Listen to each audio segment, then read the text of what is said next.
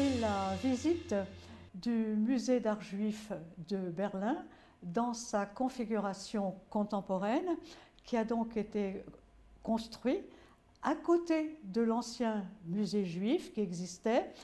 Donc ça a été construit par l'architecte américain Daniel Libeskind.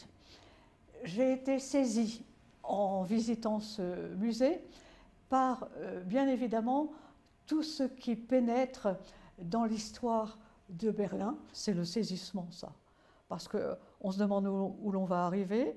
On s'appuie bien sur la rampe à droite parce qu'on a peur de tomber. Son projet s'appelait « Entre les lignes ». Qu'est-ce qu'on lit entre les lignes? Qu'est-ce qui n'est pas dit?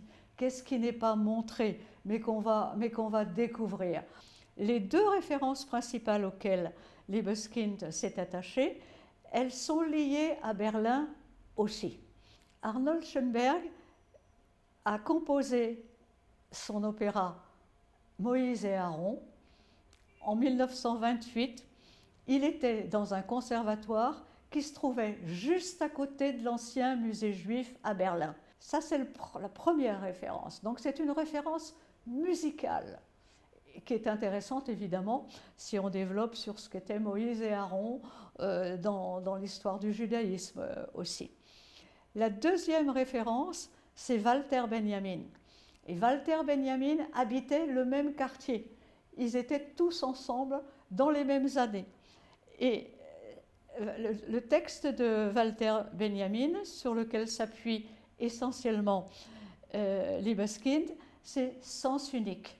D'où le cheminement entre les lignes d'un texte à l'autre et puis d'une musique à l'autre, donc son, forme, pensée, ligne.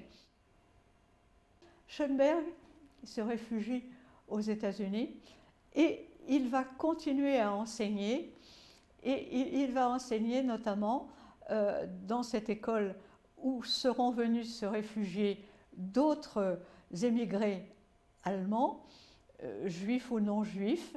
Moi, je les ai suivis d'une certaine manière pour voir un petit peu ce qu'allait se passer. Et à ce moment-là, d'autres rencontres se font. C'est pour ça que dans le livre, il va y avoir John Cage, parce que John Cage a été l'élève de Schönberg, etc.